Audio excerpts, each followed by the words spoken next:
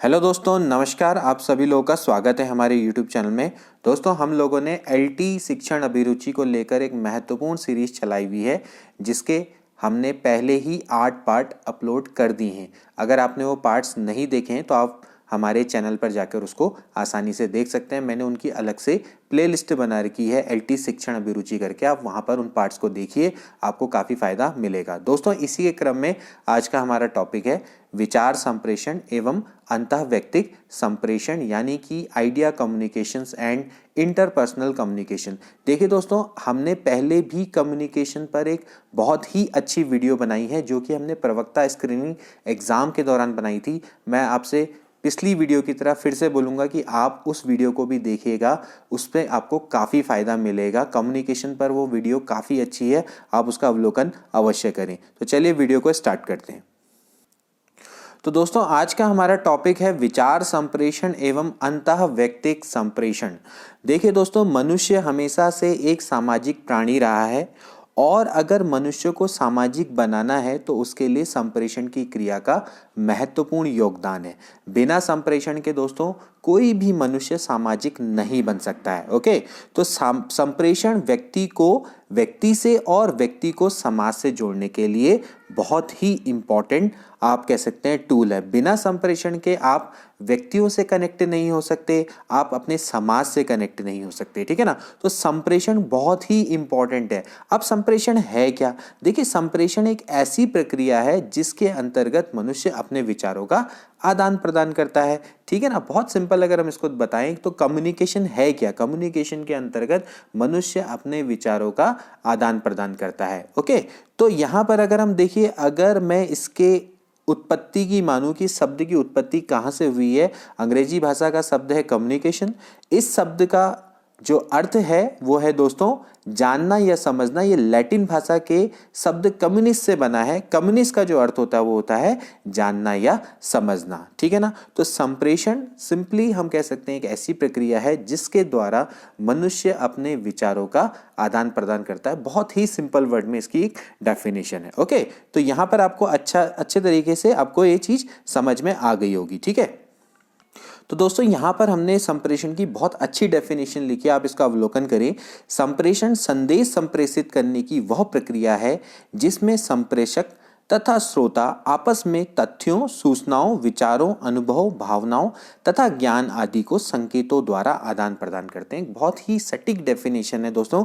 Communication में आप क्या करते हैं? संदेश को संप्रेषित करते हैं, यानी कि एक ऐसी प्रोसेस है जिसमें संप्रेषक क्या होता है दोस्तों? जो कि संदेश को संप्रेषित करता है यानी भेजता है। और श्रोता क्या होता है? जो कि उसको आपस में हम कह सकते हैं प्राप्त करता है, ठीक है ना। इसको प्रापक भी बोला जाता है, ठीक। तो एक होगा दोस्तों प्रेषक, एक होगा प्रापक। तो आपस में वो दोस्तों क्या करते हैं? तथ्यों, सूचनाओं, विचारों, अनुभवों, भावनाओं, ज्ञान आदि का क्या करते हैं? आदान प्रदान करते हैं संकेतों द्वारा, ठीक है ना। तो इसको हम क्या बोलते हैं दोस्तों? संप्रेषण बोलते हैं, ठीक है। इसके अलावा भी देखिए दोस्तों, यहाँ पर मैंने संदेश की भी डेफिनेशन लिखी है, जिसको हम क्या बोलते हैं? सूचनाओं का संग्रहण, ठीक है ना। यानी कि सूचनाओं का भंडारण है जो कि संदेशवाहक यानी कि सेंडर भेजता है, ठीक है ना। तो संदेशवाहक क्या करता है? अपने मन में आए हुए विचारों को भेजता है, ठीक है ना। किसकी मदद से? किसी संकेत की मदद से, यानी कि सिग्नल, किसी कूट या किसी चित्र की मदद से, कोई पिक्चर की मदद से। तो वो उसके किसी भी रूप में हो सकता है। तो वो क्या करता है कि जिन उपकरणों का वो प्रयोग करेगा उनको हम क्या बोलते हैं दोस्तों? माध्यम बोलते हैं, ठीक है ना। तो यानी कि अगर आपका एक संदेश है, वो आपका क्या करेगा? एक संदेश को भेजेगा। अब जो संदेश जिसको भेज रहा है, ठीक है ना, वो आपका क्या है? संदेश प्राप्त करता। इसको क्या बोलेंगे दोस्तों? संदेश प्राप्त करता। तो एक है आपका संदेश वाहक और एक है आपका संदेश प्राप्त करता। तो बीच में वो क्या यूज हो जाएगा दोस्तों? माध्यम। तो ये एक मीडियम की मदद से वो क्या करेगा? भेजेगा, ठीक है। इसके अलावा देखिए एक और चीज, डिकोडिंग। अब डिकोडिंग का मतलब क्या होता है? कि ये वह प्रक्रिया है जिसमें संदेश प्राप्त करने वाला जो व्यक्ति होता है वो संदेश स्रोत से प्राप्त संकेत या प्रतीकों को कूटनानुवाद कर संदेश ग्रहण करता है। देखिए डिकोडिंग का मतलब ये है कि जैसे सपोज करो आपको किसी ने संदेश भेजा, वो किसी कोड वर्ड में भेजा, तो अगर आप उसको कोड वर्ड में भेजा है तो आप उसकी क्या करेंगे, डिकोडिंग करेंगे, यानी उसको समझने का प्रयास करेंगे, ठीक है ना। यहाँ पर देखिए दोस्तों ये बहुत इंपॉर्टेंट हो जाता है कि जब आपको कोई संदेश भेज रहा है तो आप जब वो जो संदेश भेजने वाला है और एक है संदेश प्राप्त करने वाला, तो जो संदेश प्राप्त करने वाला है उस संदेशों को उन्हीं तरीके से समझे जिस तरीके से उनको भेजा गया, मतलब जो उसका मीनिंग है, जो उसका ऑब्जेक्ट है, वो उसको समझ में आना चाहिए, तभी वो संप्रेषण क्या हो सकता है दोस्तों, सफल हो सकता है। जैसे कि आप कक्षा में जब आप बच्चों से आप बातचीत करते हैं या आप उनके संग संप्रेषण करते हैं, तो जो बच्चों को आप चीज़ संप्रेषित करना चाह रहे हैं वो चीज़ उनको समझ में आनी चाहिए, तभी जाके उसका उद्देश्य सफल होता है और वो सफल संप्रेषण कहलाता है, ठीक है ना। तो जो शिक्षण है उसमें संप्रेषण का दोस्तों बहुत ज़्यादा महत्व है। अध्यापक शिक्षण के दौरान बच्चों से बातचीत करके उनकी कमियों को क्या करता है, दूर करता है, ठीक है ना। और मनुष्य भी क्या करता है, अपनी प्रतिदिन की दिनचर्या में संप्रेषण का सहारा लेता है। हम अपना हर काम क्या करते हैं, संप्रेषण के माध्यम से ही दोस्तों करते हैं। तो यहाँ पर आपको ये चीज़ ध्यान में रखनी है कि जब भी संप्रेषण होता है तो संप्रेषण कब सक्सेसफुल होगा, कम्युनिकेशन कब सक्सेसफुल होगा, जब आप कम्युनिकेशन जो आप भेजना चाह रहे हैं, जो ग्राही है, जो उसको प्राप्त कर रहा है, वो उसको वही समझे जिस ऑब्जेक्ट के लिए या जिस उद्देश्य के लिए उसको भेजा गया है, ठीक है ना। अगर वो उसका गलत मीनिंग निकाल रहा है या कुछ और चीज मतलब निकाल रहा है, तो इसका मतलब आपका जो संप्रेषण है दोस्तों वो सक्सेसफुल नहीं है। ये चीज का आपको ध्यान में रखनी है। तो यहाँ पर हमने एक बहुत सिंपल सा एक चित्र बना रखा है, इससे आपको पता चल गया होगा। एक होता है प्रेषक, एक होता है प्राप्तकर्ता, ठीक है ना। तो प्रेषक यानी भेजने वाला और एक होता है प्राप्तकर्ता, और बीच में वो जिसके माध्यम से भेजेगा, ठीक है ना।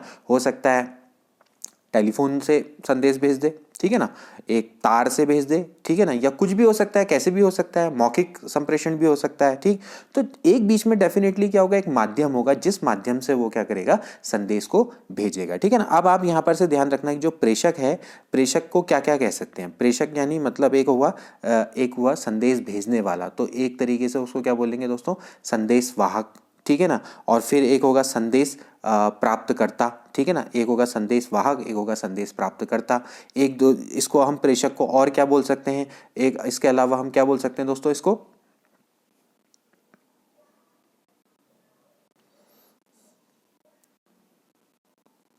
इसको दोस्तों कभी कभार हम प्रेषक को क्या बोलते हैं, स्रोत भी बोलते हैं, ठीक है ना। स्रोत और ये क्या होगा दोस्तों, श्रोता, ये भी हो सकता है, ठीक है ना। तो आप ये सब एक ही चीज है। स्रोत का मतलब जैसे हम पूछते हैं ना कि भाई आपको ये जो जानकारी मिली इसका स्रोत क्या है, तो स्रोत क्या है, जहां से आपको जानकारी मिली, ठीक है ना। तो जो प्रेषक है, प्रेषक से आपको संप्रेषण के माध्यम से आपको जानकारी मिली, तो आप इसको कभी स्रोत भी कह सकते हैं, ठीक है ना। तो यानी सोर्स, जहां से आपकी चीज आई। तो कई इसको नामों से पुकारते हैं, तो यहाँ पर हमने इसको सिंपली क्या लिखा है, प्रेषक, और प्राप्तकर्ता लिखा है प्रेषक, और इसको प्रापक भी बोलते हैं। क्या बोलते हैं, प्रापक, ठीक है ना, जो आपको प्राप्त करने वाला होता है, ठीक है ना। इस चीज को आपने ध्यान में रखना है, ठीक है।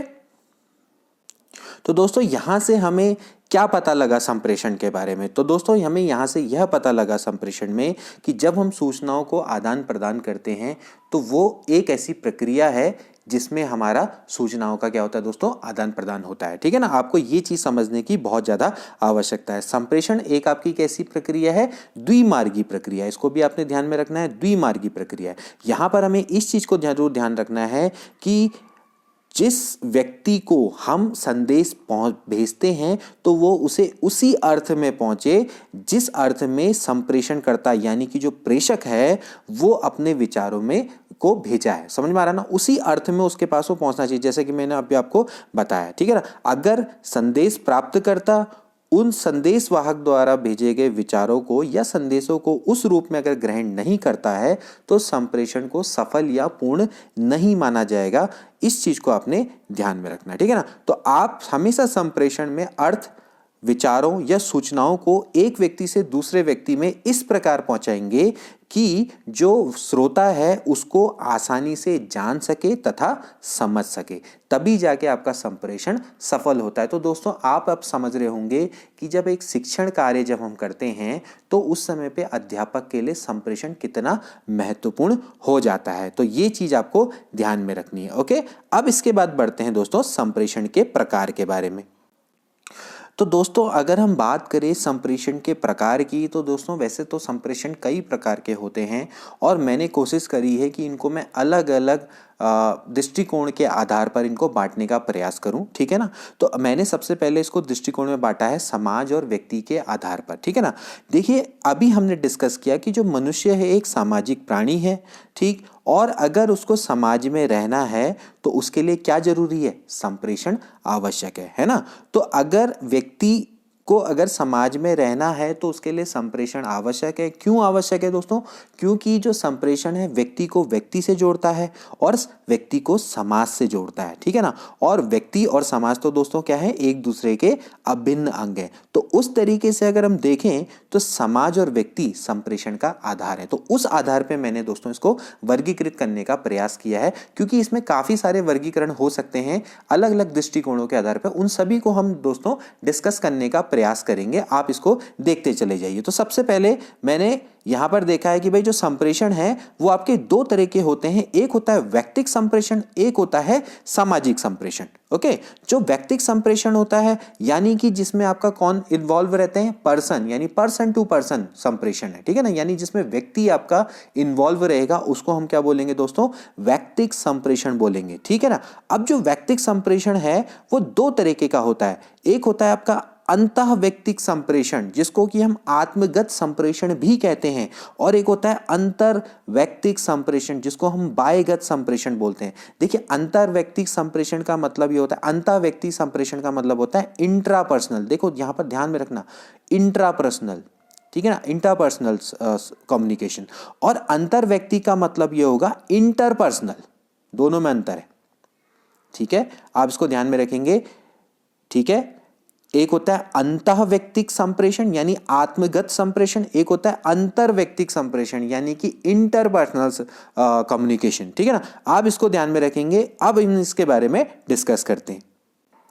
तो दोस्तों जैसा कि मैंने अभी आपको बताया कि जो व्यक्तिक संप्रेषण होता है इसमें आपका जो व्यक्ति होता है वो दोनों में इन्वॉल्व रहता है, यानी व्यक्ति ही आपका इसमें क्या होता है दोस्तों, इन्वॉल्व होता है। तो जिस प्रक्रिया में व्यक्ति महत्वपूर्ण होता है उसी को हम क्या बोलते हैं, व्यक्तिक संप्रेषण बोलते हैं। इसमें क्या होगा, जो प्रेषक होगा और प्रापक होगा, यानी कि प्रेषण भेजने वाला और प्रेषणकर्ता और जो प्रेषण को आपका क्या होगा, ग्राही होगा, जो कि आपको मतलब जो आपका क्या होगा, प्राप्त करता होगा, वो दोनों क्या होंगे, व्यक्ति होंगे। इस चीज को आपने ध्यान में रखना है, ठीक है ना। तो इसलिए इसको क्या बोला जाता है, व्यक्तिक संप्रेषण बोला जाता है, ठीक है ना। तो व्यक्तिक संप्रेषण को अभी हमने बताया कि इसके दो पार्ट हैं, एक है अंतः व्यक्तिक और एक है अंतर व्यक्तिक, ठीक है ना, यानी कि आत्मगत और बाह्यगत संप्रेषण, ठीक है ना। तो जब हम बात करें दोस्तों आत्मगत संप्रेषण की, तो इसमें आपका क्या होता है, एक ही व्यक्ति अपने से बात करता है, कहने का मतलब है वही व्यक्ति आपका क्या होता है,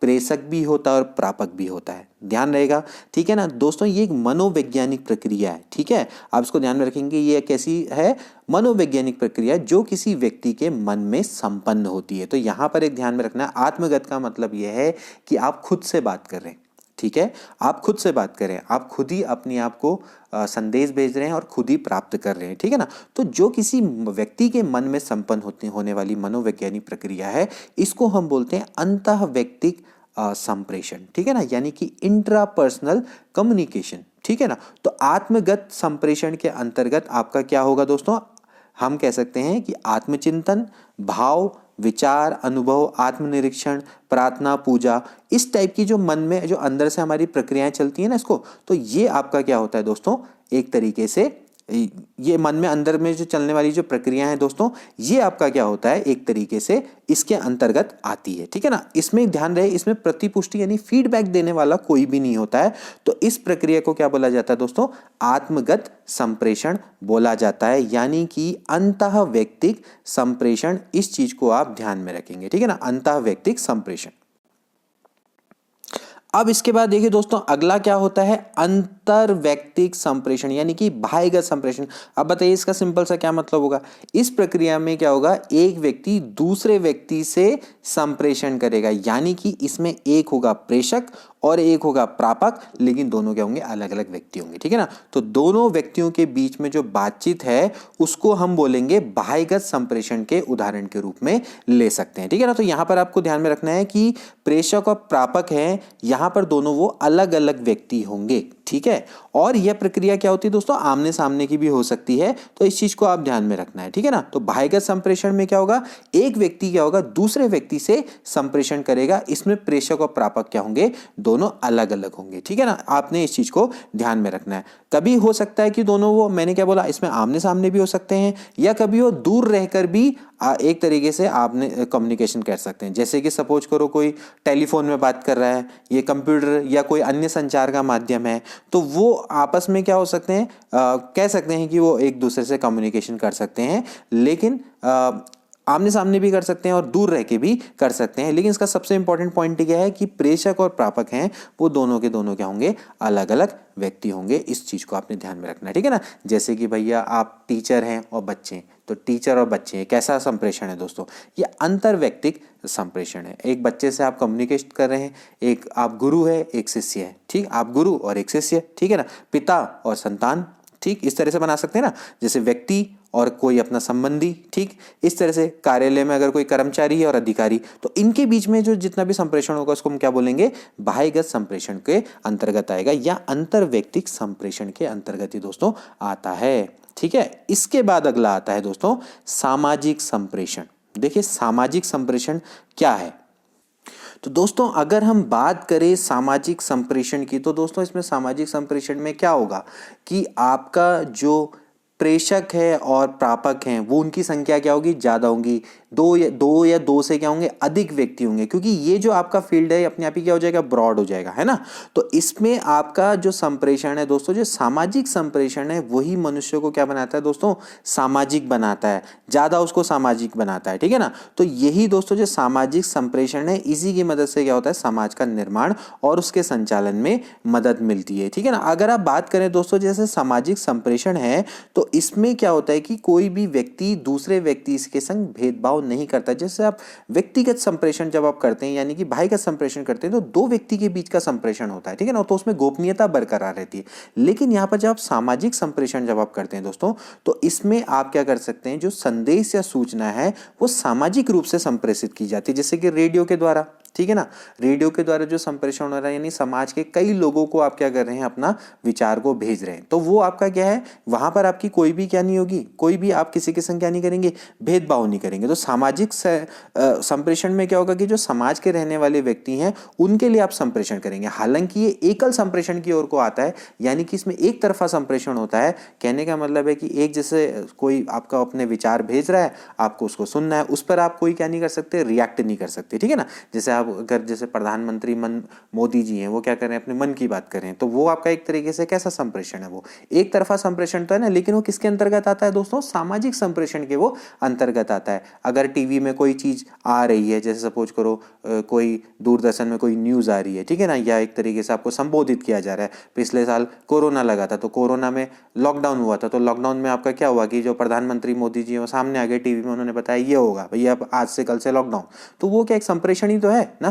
तो यानी इस तरीके से हम क्या कर सकते हैं, संप्रेषण कर सकते हैं, ठीक है ना। तो ये आपका किस तरीके से संप्रेषण में आता है दोस्तों, सामाजिक संप्रेषण के अंतर्गत आता है। इस चीज को आपने ध्यान में रखना है, ठीक है ना। अब इसमें एक चीज और इंपॉर्टेंट है कि जो सामाजिक संप्रेषण है वो उसमें क्या होते हैं, पारदर्शिता और स्पष्टता रहती है। देखिए सबसे इंपॉर्टेंट चीज है, जब आप आपस में कम्युनिकेशन करते हैं, जैसे सपोज करो मैं क्लास की बात करता हूं, देखिए क्लास को मैं कैसे सामाजिक संप्रेषण में कैटेगराइज करूंगा। सपोज करो मैं पूरी क्लास को मैं पढ़ा रहा हूँ बहुत इजीली, तो जब पूरी क्लास पढ़ रही है तो क्या है, वो निष्पक्षता है, पारदर्शिता है। लेकिन अगर सपोज करो मैं किसी बच्चे को किनारे में आके किनारे पे ले जाऊं और बोलूं कि बेटा ऐसा है, उसको मैं स्पेशली कुछ उसको मैं कम्युनिकेट करूं उसके संग, तो वहां पर दोस्तों क्या हो जाती है कि पारदर्शिता और स्पष्टता नहीं रह जाती है ना। तो वो आपका क्या है, वो आपका कैसा है, अंतर व्यक्तिक संप्रेषण है। किसी बच्चे को बुलाकर मैं उससे अलग से बात करूं, उसको अलग से मैं कुछ पढ़ा रहा हूं, तो वो वहां पर क्या हो जाता है, अंतर व्यक्तिक संप्रेषण के अंतर्गत आता है। लेकिन सामाजिक संप्रेषण में क्या होगा, मेरे सामने पूरी क्लास होगी, मैं पूरा पढ़ा रहा हूँ, कोई आपका पारदर्शिता भी है और स्पष्टता भी है। तो इस तरीके से सामाजिक संप्रेषण संप्रेषण की बहुत ही महत्वपूर्ण विशेषता हो जाती है, ठीक है ना। तो ये चीज़ें आपको ध्यान में रखनी है कि जो सामाजिक संप्रेषण है वो दोस्तों कितना महत्वपूर्ण हो जाता है, ठीक है ना। और एक और चीज़ जो है इसमें जो सामाजिक संप्रेषण है इसमें एक चीज़ और भी है कि भाई जैसे जो संदेश होता है वो एक साथ बहुत सारे व्यक्तियों में पहुंच जाता है, ठीक है ना। तो सामाजिक संप्रेषण की सफलता आप इसी तरह से माप सकते हैं कि भाई आप जब आप कहने का मतलब है कि जब आप कोई संदेश भेज रहे हो तो एक साथ कई लोगों तक पहुंच जाता है, ठीक है ना। तो बड़ी संख्या में इसमें क्या होते हैं, प्रापक होते हैं, ये चीज में आपने ध्यान रखना है, ठीक है ना। तो जो अंतर व्यक्तिक संप्रेषण है, अंतर व्यक्तिक संप्रेषण है, उसमें तो क्या होंगे, दो व्यक्ति आपस में संप्रेषण कर रहे हैं, लेकिन यहां पर जो प्रापक हैं उनकी संख्या क्या होगी, काफी ज्यादा होगी। हालांकि आप सामाजिक संप्रेषण को भी आप क्या कर सकते हो, दो पार्ट में कैटेगराइज कर सकते हो। इसको भी आप क्या बना सकते हो, ग्रुप समूह संप्रेषण और जनसंचार, यानी कि हम कह सकते हैं मास कम्युनिकेशन, इसमें भी कन्वर्ट कर सकते हो। हालांकि मैंने इसको आगे कैटेगराइज किया है, इसको अभी पढ़ लेते हैं। चलो, तो अब देखिए, अभी तो हमने डिस्कस किया, देखिए दोस्तों, संप्रेषण किसके आधार पर, हमने आधार किया समाज और व्यक्ति के आधार पर। अब देखिए हम करते हैं जो संप्रेषण है उसको हम लोगों की संख्या के आधार पर देखिए किस तरीके से कैटेगराइज कर सकते हैं। देखिए सबसे पहला आता है अंतर व्यक्ति संप्रेषण, जिसमें क्या होता है, आपका एक ही व्यक्ति होता है। इसके बाद अंतर व्यक्तिक संप्रेषण यानी कि इंटरपर्सनल, इसमें दो व्यक्ति होते हैं। इसके बाद होता है group communication. Group communication definitely सामाजिक कम्युनिकेशन के अंतर्गत आएगा। तो इसमें क्या होंगे, दो से ज्यादा व्यक्ति होंगे, लेकिन प्रापक की संख्या क्या होगी, लिमिटेड होगी, ठीक है ना। जैसे आप क्लास में पढ़ा रहे हैं, ठीक हो गया, आपने क्या कर दिया, ग्रुप कम्युनिकेशन दे दिया। आप ट्यूशन में सपोज करो 15 बच्चों को पढ़ाते हैं, या सपोज करो आप कहीं भी 20-25 लोगों को आप पढ़ा रहे हैं, तो ठीक है, मतलब वो आपका क्या है, ग्रुप कम्युनिकेशन है ना। अब इसके बाद आएगा मास कम्युनिकेशन। मास कम्युनिकेशन में क्या होगा कि आपको सुनने वाले क्या होंगे, लाखों में होंगे, ठीक। तो वहां पर आपका क्या हो जाएगा, मास कम्युनिकेशन, यानी आपके बहुत सारे प्रापक होंगे। ये आपका किसके अंतर्गत आएगा, वैसे सामाजिक कम्युनिकेशन के अंतर्गत आएगा, ठीक है ना, यानी सोशल कम्युनिकेशन के अंदर। ये आपका व्यक्तिगत कम्युनिकेशन के अंतर्गत आएगा। तो आप अच्छे से, आई होप कि इसको समझ रहे होंगे कि कम्युनिकेशन होता क्या है, ठीक है ना। मैंने कोशिश की है कि जितने भी इसके एस्पेक्ट हैं उस आधार पर आपको इसको समझाने की कोशिश करूं, ठीक है ना। अब देखिए, इसके बाद देखिए शब्द और संकेत के आधार पर भी हम इसको बांट सकते हैं। शब्द और संकेत के आधार पर कैसे करेंगे, शाब्दिक और अशाब्दिक, जो कि मैंने अपनी पिछली वीडियो में बताया हुआ है। अगर आप मेरे संप्रेषण वाली वीडियो देखेंगे तो वहां पर मैंने संप्रेषण को कैटेगराइज किया है शाब्दिक और अशाब्दिक संप्रेषण में। अब जो शाब्दिक संप्रेषण है, डेफिनेटली वहां पर हम क्या करते हैं, भाषा का प्रयोग करते हैं। भाषा का प्रयोग का मतलब यह है कि वहां पर हम क्या करेंगे, कोई ना कोई जो लैंग्वेज है जो हम जानते हैं बोलना लिखना, वो उसका हम प्रयोग करेंगे। तो उसमें क्या हो सकता है, लिखित हो सकता है संप्रेषण, कि मैंने कोई चीज रिटर्न में दे दी, ठीक है, मैंने कोई चीज आपको रिटर्न में दे दी। और मौखिक, जो मैं मौखिक यानी बोल रहा हूं, तो मैं दोनों में क्या कर रहा हूं, भाषा का प्रयोग कर रहा हूं। तो ये आपका किसके अंतर्गत आएगा दोस्तों, ये आएगा शाब्दिक संप्रेषण के अंतर्गत। लेकिन एक होता है अशाब्दिक संप्रेषण। अशाब्दिक संप्रेषण में क्या होगा कि आप भाषा का प्रयोग नहीं करेंगे। तो आप अशाब्दिक संप्रेषण में दोस्तों क्या करेंगे, संकेतों का प्रयोग करेंगे। जैसे अगर क्लास में अगर आप किसी संकेत का प्रयोग करते हैं, किसी कूट का प्रयोग करते हैं, या किसी इशारे का प्रयोग करते हैं, तो वो क्या कहलाएगा दोस्तों, अशाब्दिक संप्रेषण कहलाएगा, ठीक है ना। तो शाब्दिक संप्रेषण में के अंतर्गत कौन कौन आते हैं दोस्तों, मुद्रित संप्रेषण या अमुद्रित संप्रेषण, दोनों के दोनों इसके अंतर्गत आ सकते हैं, ठीक है ना। आप इस चीज को समझिए, लिखित का मतलब है कि जो चीज आपको रिटर्न में मिल रही है। आप मुझसे बोलते हैं कि सर आपके नोट्स कैसे मिलेंगे, तो नोट्स कैसे मिलेंगे, मैं आपसे बोलता हूँ टेलीग्राम में जाके डाउनलोड कर लो, तो एक्चुअली वो कैसा संप्रेषण है, वो लिखित संप्रेषण है, ठीक है ना। आप, कई लोग मुझसे पूछते हैं भाई कि आप सर ये पीडीएफ कहाँ से मिलेगी, तो सबको बता ही देता हूँ चलो कि दोस्तों एक काम करिएगा, आप अबाउट सेक्शन में जाइएगा, वहाँ पर टेलीग्राम चैनल है, टेलीग्राम चैनल का लिंक दिया हुआ है, तो वहाँ पर से जाके आप इन पीडीएफ्स को डाउनलोड कर सकते हैं, ठीक है ना। तो एक्चुअली वो भी आपका कैसा संप्रेषण है दोस्तों, लिखित संप्रेषण है। अभी आप मेरी वीडियो को सुन रहे हैं, मेरी आवाज़ को सुन रहे हैं, तो एक्चुअली ये क्या कैसा संप्रेषण है, मौखिक संप्रेषण भी है, ठीक है ना। तो ये चीज़ को अभी देखा जाए तो वैसे मैं मौखिक और लिखित दोनों तरह का संप्रेषण कर रहा हूँ, है ना। तो अशाब्दिक संप्रेषण का मतलब क्या होगा, मैं खाली सर हिलाऊं, हाँ कहूँ ना कहूँ, हाँ ना भी ना कहूँ, इस टाइप से इशारे करूँ, तो इस टाइप का जो संप्रेषण होगा वो कैसा होगा दोस्तों, जैसे वो आपका क्या होगा, अशाब्दिक संप्रेषण होगा। जैसे सपोज करो परीक्षा रूम में हम ज़्यादातर क्या करते हैं, इसी टाइप का तो संप्रेषण करते हैं ना। जैसे अगर आपका परीक्षा हॉल है तो वहाँ पर हम क्या करते हैं, संकेतों का ही प्रयोग करते हैं ताकि लोगों को डिस्टर्ब ना हो, ठीक। तो इस तरीके का जो संप्रेषण है वो क्या कहलाता है, अशाब्दिक संप्रेषण कहलाता है। अब इसके अलावा देखिए कुछ और टाइप के भी संप्रेषण है, इनको मैंने कैटेगराइज नहीं किया, लेकिन इनको समझ लेते हैं भाई कैसे कैसे होते हैं। एक होता है ग्रेप वाइन संप्रेषण। ग्रेप वाइन संप्रेषण को क्या बोलते हैं, अनौपचारिक संप्रेषण भी बोलते हैं, या उसी का आप एक टाइप मान लो। अब अनौपचारिक का मतलब क्या होता है कि जब किसी समूह में किसी को किसी से भी बात करने की आज़ादी होती है, ठीक है ना। आप किसी से भी कैसे भी बात कर लो, तो इसमें कोई भी आपका वैज्ञानिक तरीके से बात नहीं करता, ना ही इसमें कोई सिस्टम होता है विधिवत, ठीक है ना। सब लोग आज़ाद होते हैं तो आसानी से बात कर सकते हैं। हेल्दी आपका क्या होता है, डिस्कशन होता है, तो इसको हम क्या बोलते हैं, ग्रेप वाइन संप्रेषण बोलते हैं। औपचारिक संप्रेषण में क्या होगी दोस्तों, औपचारिकता आ जाएगी। जैसे आप स्कूल में जाते हैं तो कुछ आपको बातें करनी होती हैं, कुछ आपको मैनर आपको दिखाने होते हैं, तो वो कैसा संप्रेषण होता है दोस्तों, औपचारिक संप्रेषण होता है। तो इसमें क्या होगा, एक विधिवत और वैज्ञानिक तरीका होगा, एक सिस्टमैटिक अप्रोच होगी, इसमें एक आपकी साइंटिफिक अप्रोच होगी। तो वहां पर आपका क्या होगा, वो औपचारिक संप्रेषण होगा। तो औपचारिक संप्रेषण में काम करने का तरीका क्या होगा, बिल्कुल सुलझा हुआ होगा और सब अपने अपने काम पे क्या होते हैं, ध्यान देते हैं, ठीक है ना। अब इसके बाद जैसे कि मैंने आपको बताया था एकल संप्रेषण। एकल संप्रेषण में क्या होता है दोस्तों कि आपका जब संदेश क्या होता है, एक तरफा होता है, ठीक है ना। तो इसमें इसको हम क्या बोलते हैं, एकल संप्रेषण, या इसको वन वे संप्रेषण भी बोला जाता है, ठीक है ना। वन वे संप्रेषण मैं फिर से बता रहा हूं,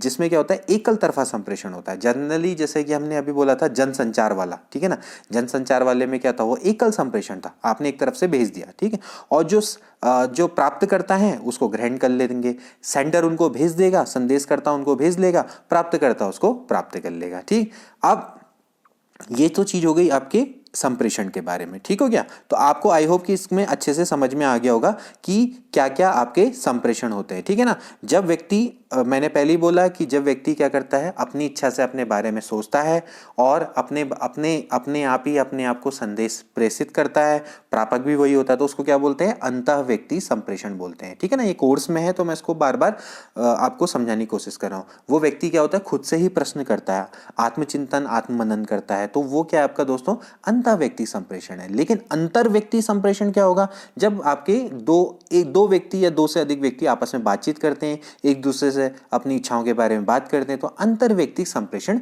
बन जाएगा, ठीक है ना। जब ज्यादा ही लोग हो जाएंगे तो सामाजिक संप्रेषण बन जाएगा, ठीक। इस चीज को आपने अच्छे से समझ लेना है, ठीक है ना। तो ये चीज हो गई दोस्तों, एकल संप्रेषण, औपचारिक संप्रेषण, जितने भी टाइप के संप्रेषण है, आई होप कि हमने अच्छे से इसको डिस्कस कर लिया, ठीक है ना। अब इसके बाद आते हैं प्रभावशाली संप्रेषण में बाधाएं। अब होता है क्या है दोस्तों, हमने बात तो कर ली संप्रेषण की, लेकिन होता क्या है कि जो संप्रेषण है उसमें कई बाधाएं आ जाती हैं। तो वो बाधाएं क्या क्या हो सकती हैं, there are few barriers on effective communication. आपका एक प्रभावशाली कम्युनिकेशन में क्या क्या बाधाएं आती है, इन पे हमें क्या करना पड़ता है, सुधार करना चाहिए, तभी जाके हमारा जो संप्रेषण है वो क्या हो सकता है दोस्तों, प्रभावशाली हो सकता है। तो जैसे कुछ भौतिक बाधाएं होती हैं, भौतिक बाधाएं जैसे क्या क्या हो सकती हैं, जैसे हम क्लास में पढ़ाना चाह रहे हैं, बहुत ज़्यादा शोर हो रहा है, तो क्या होता है कि कम्युनिकेशन अच्छे से नहीं हो पाता है। वातावरण अगर कुछ अच्छा ना हो, ठीक है ना, और कुछ भौतिक सुविधाएं हमें ना मिले, या फिर कभी ऐसा हो कि भाई ध्यान केंद्रित नहीं हो पा रहा है, या हो सकता है कि बच्चे का स्वास्थ्य खराब हो या टीचर का ही स्वास्थ्य खराब हो, तो ऐसी जो होती है ना, उनको बोलते हैं भौतिक बाधाएं, ठीक। तो भौतिक बाधाएं से भी क्या होता है कि आपका संप्रेषण प्रभावी नहीं हो पाता, या उसमें एक बाधा टाइप की आ जाती है, ठीक। इसके अलावा अत्यधिक भार की बाधाएं। अब इसका क्या मतलब है, जैसे कभी कभार क्या होता है कि टीचर ही क्या होते हैं, कभी कभार जैसे कुछ ऐसी सूचनाएं होती हैं जिनका महत्व उतना ज़्यादा नहीं होता, तो टीचर कहता है अरे छोड़ो छोड़ो इसको यार, कर लेना इसको, ठीक है ना। तो कम महत्व की सूचनाओं को आप टाल देते हैं, और या फिर आप क्या करते हैं कि जैसे उत्तर का अनुमान लगाने लग जाएं, ठीक है, या फिर सपोज करो किसी सूचना को देने में बहुत ज़्यादा समय लगाएं, ठीक है ना, या उसको प्रतीक्षा करवाना, या उत्तर देने में बहुत ज़्यादा विलंब लगाएं, या सूचनाओं की उपेक्षा करने लगें। तो इस टाइप की भी जो क्या होती है, ऐसी बाधाएं अत्यधिक भार की बाधाओं के अंतर्गत आती हैं, ठीक है ना। जैसे आपसे किसी ने कोई क्वेश्चन पूछा तो आपने बहुत देर उसको उत्तर लगाने में कर दिया, उसकी उपेक्षा ही कर दी, छोड़ो यार कौन बता रहा है इसको ना। तो इस टाइप की चीज़ें भी आपकी क्या होती हैं, उसके अंतर्गत आती है। इसके बाद आता है भाषा की बाधाएं।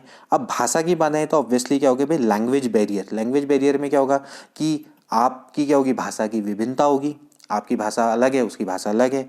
अब सपोज करो ऐसा भी हो सकता है कि आप सुस्पष्टवादी ना हो, मतलब बिल्कुल स्पष्ट नहीं बोल पाते हो, जैसे आपको कोई बीमारी है, जैसे हकला रहे हों या तुतला रहे हों, तो उसमें भी हो सकता है आप गलत उच्चारण करें, ठीक, या अस्पष्ट शब्द बोलें, शब्द भंडार की कमी हो, कभी मैं भी बोल जाता हूँ, ठीक है ना। तो ऐसा भी हो जाता है, तो उसमें भी क्या होता है कि भाई स्पष्ट संप्रेषण या प्रभावशाली संप्रेषण नहीं हो पाता। जिनका एकदम भाषाई रूप से बहुत अच्छे होते हैं ना, वो हमेशा संप्रेषण उनका बहुत शानदार होता है, और एक तरीके से जो उनका शिक्षण भी होता है वो क्या होता है, काफी प्रभावशाली होता है, ठीक है ना। इस चीज को आपने ध्यान में रखना है, ठीक है।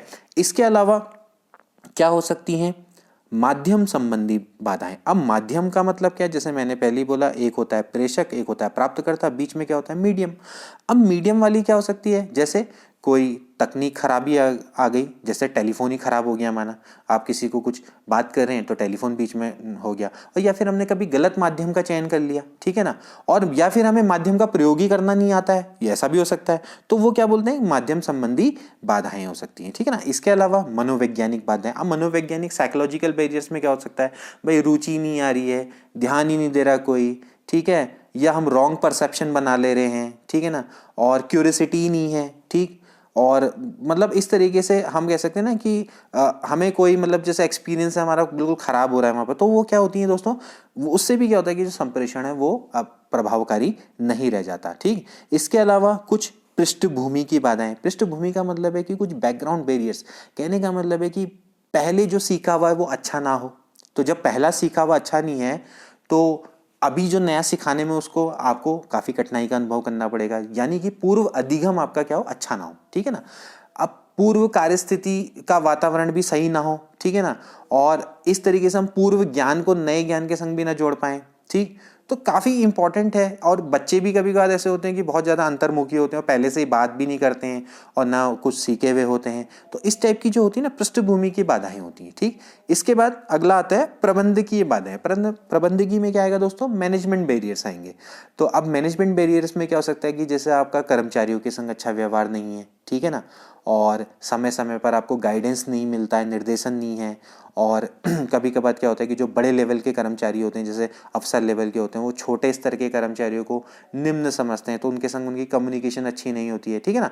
और तो इस टाइप की जो चीजें होती हैं, मतलब ये क्या होती है दोस्तों, प्रबंधकीय बाधाओं के अंतर्गत आती हैं, ठीक है। तो दोस्तों ये था आपका संप्रेषण, अंतःवैयक्तिक संप्रेषण और विचार संप्रेषण। आई होप कि ये टॉपिक आपको बहुत अच्छे से समझ में आया होगा, और इसके अलावा जो मेरी प्रवक्ता वाली जो वीडियो है उसको भी जरूर देखें दोस्तों। ऐसा नहीं है कि जो एलटी के लिए हम वीडियो बना रहे हैं वो बिल्कुल अलग है और प्रवक्ता के लिए जो वीडियो बना रहे हैं बिल्कुल अलग, कहीं ना कहीं आपस में कोरिलेटेड हैं, इंटरकनेक्टेड हैं। उनको आप पढ़ेंगे तो आपको बहुत ज़्यादा फायदा मिलेगा। ऐसा नहीं है शिक्षण अभिरुचि एक ही होती है, बस थोड़ा सा इन्होंने कोर्स को डिवाइड कर रखा है, लेकिन अगर आप उसको पढ़ेंगे इसको पढ़ेंगे तो आपको बहुत ज़्यादा फायदा मिलेगा। अगर आप प्रवक्ता भी दिया हुआ है आपने और एलटी भी देने वाले हैं तो फिर दोबारा से उसको पढ़िए और तब आप यहाँ पर भी आइए तो आपको डबल फायदा मिलेगा, ये मेरी गारंटी है। तो चलिए मिलते हैं अगली वीडियो में। Till then take care and good bye.